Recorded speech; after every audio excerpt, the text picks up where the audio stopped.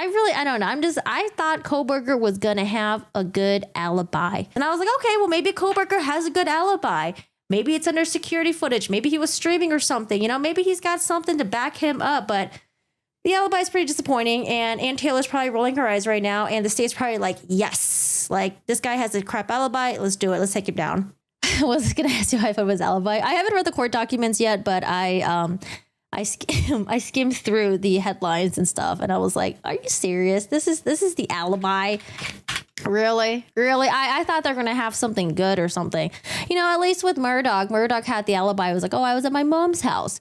Even though when they had all the digital tracking and they had it all in court, it showed that like, yeah, he was at his mom's house, but at the same time, he was only there very briefly. He was speeding around. He could have still killed Megan Paul, and all that stuff. So didn't really work out for him, did it? But let's read what the state put in, and then we'll read what Kohberger's attorney response is.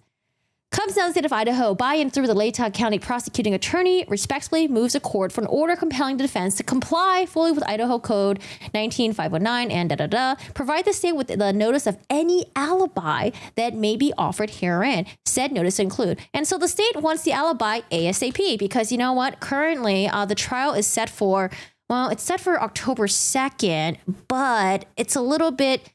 There might be an extra 37 days. I don't know. It's set for October 2nd right now, but I don't think it's going to happen October 2nd. But if it does happen October 2nd, the state just wants to have enough time to make sure they research this and to look up to see if Kohberger is really where he said he was. Does that make sense? Did I just make it too wordy? I might have. Okay. Number one, the specific place or places at which the defendant claims to have been at the time of the burglary and the homicides in this case. 2, the names and addresses of all witnesses upon whom the defendant intends to rely to establish an alibi.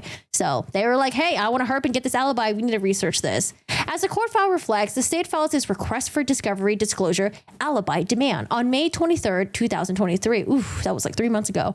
And served the defense on the same day. The parties subsequently stipulated to extend the statutory time for the defendant to provide notice of alibi and comply with the Idaho Code to July 24th. On July 24th, however, defendant filed a notice of defendant's response to state's alibi demand. This document does not comply with the requirements of Idaho Code, and that does not specify a place or places at which a defendant claims to have been at the time of the offenses herein, nor does it provide names or addresses of witnesses whom the defendant intends to rely on. So I was like, okay, so he must have been at somewhere, solid alibi maybe. Maybe there's some witnesses that can be like, hey, yeah, Kohberger was here with me and, he never left our site. That's what I was thinking, maybe. The state recognized the defendant has a Sixth Amendment constitutional right to call witnesses in his or her own defense. It's going to set a case. I'm going to skip through this part. Okay.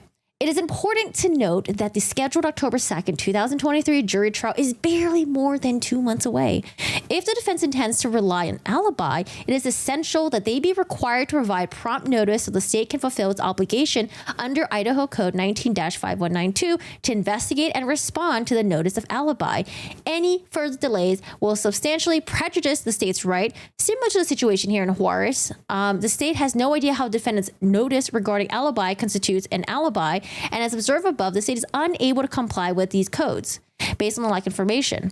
The state also notes that, I might skip through this part. Okay. Based on the above, the state respectfully prays the court for an order compelling the defendant to comply with Idaho Code by filing a notice of specifying where the defendant claims to have been at the time of the alleged offenses and the names, addresses of witnesses whose testimony will support defendant's alibi. Given the time constraints, the state prays that the court direct the defendant to comply no later than 10 days from the court's date of order. And that the state be allowed to pursuant to Idaho Code 19-5192 to provide the defense written notice of names, addresses. Okay, we're just repeating ourselves.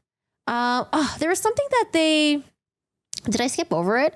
It was something about like, we hope that the defense is not going to come at the 11th hour and provide their alibi, which is like, we're just hoping they're not going to provide it last minute because, they want to make sure they have time to research this. So that's the state right there. Like, hurry up, give us an alibi. And then we're like, okay, finally, Kohberger now says that he's got an alibi. Where was Kohberger? What was he doing during the time of the murders? He must have been someplace else, and there must be some witnesses, right? Wrong. Murdaugh's alibi was that he loved Papa and Mags. Oh, did you guys see? Court TV just actually posted this up this morning. Alex Murdaugh was celebrating Paul's birthday while he was in jail, I think. And got Buster to arrange everything. I don't know. I had it playing in the background. Did you guys watch that? Hi, Rikta. How are you doing today? How's it going? All right, so this is Kohberger's response. And is it juicy? No, it's just like, okay, well, at least we got that out of the way. Comes now, Bryan C. Kohberger, by and through his attorney of record, and C. Taylor, public defender, hereby objects to the state's motion of compel, motive of defense of alibi, or alternatively to bar certain evidence, okay?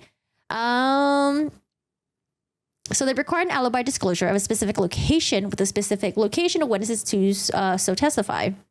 By statutory definition, Mr. Kohberger remained silent yet testified that he was not at 1122 King Road, November 13, 2022. However, in an abundance of cautions and recognizing the court has an authority to exclude witnesses, Mr. Kohberger has indicated he anticipates corroborating witnesses. Who will be his corroborating witnesses? I wonder. Who do you guys think?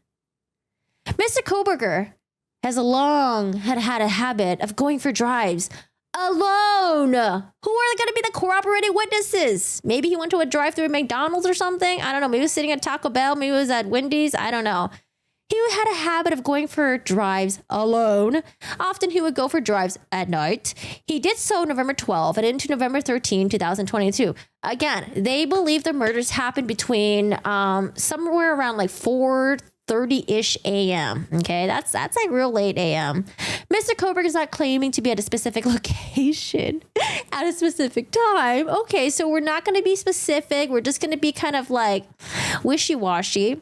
At this time, there is not a specific witness to say precisely. This is my first time reading the document, by the way. At this time, there's not a specific witness to say precisely where Kohberger was at each moment of the hours between late night November 12th in early November 13. I feel like this kind of just makes the state's case it just makes it even easier. I mean, they probably will have his cell phone, and although they already went through this, the police already went through this though. They were able to track his cell phone. At some points, I think he put his phone maybe on like an airplane mode so he wouldn't be tracked, or maybe turn off his phone, try to pull the Jodi Arias thing, or I think maybe at times he might have left his phone at home too. I don't remember those exact details.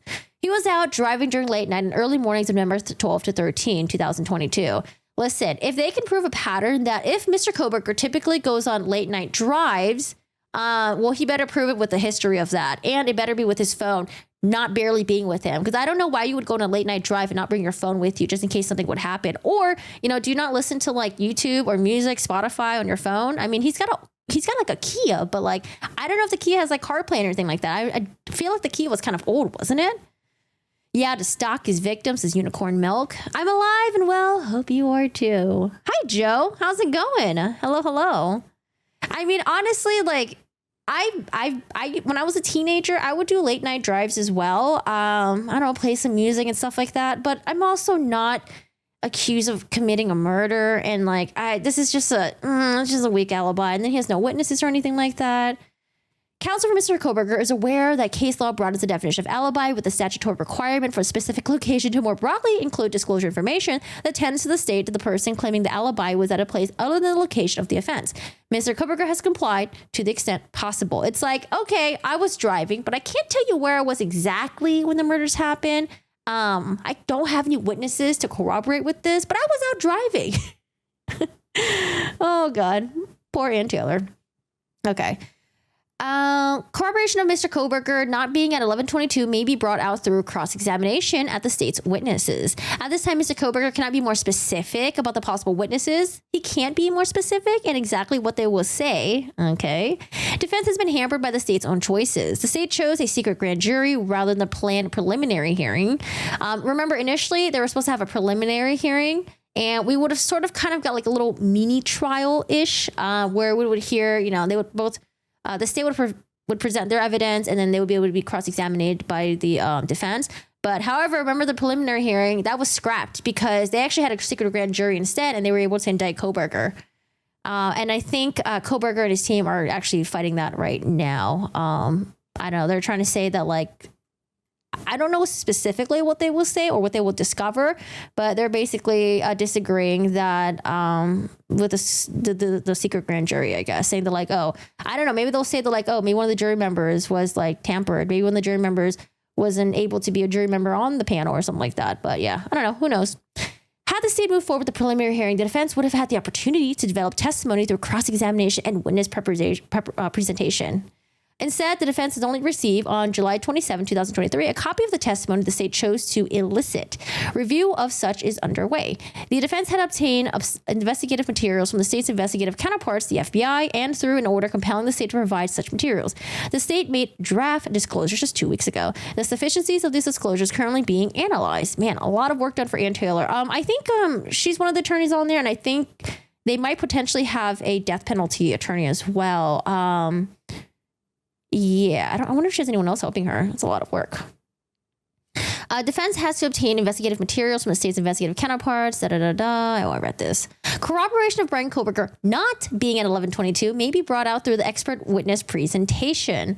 The analysis is underway. So they're probably going to get their own like cell phone technology expert, and it's going to be like, hey, Kohberger was here at this time.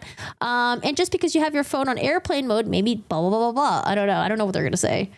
Defense has been diligently working to analyze relevant discovery materials and conduct its own investigation. Notably, the defense had to obtain a court order to receive relevant discovery materials that delay hampers the defense investigation. So defense is trying to get all this information. They're saying that the state is taking forever. I don't know. But yeah, they're trying their best. So that's Kohberger right there. So the alibi that we've all been waiting for. Well, Kohberger was out alone, driving in the middle of the night. No witnesses. No one was with him. It was just all alone. So, yeah. Good luck, defense.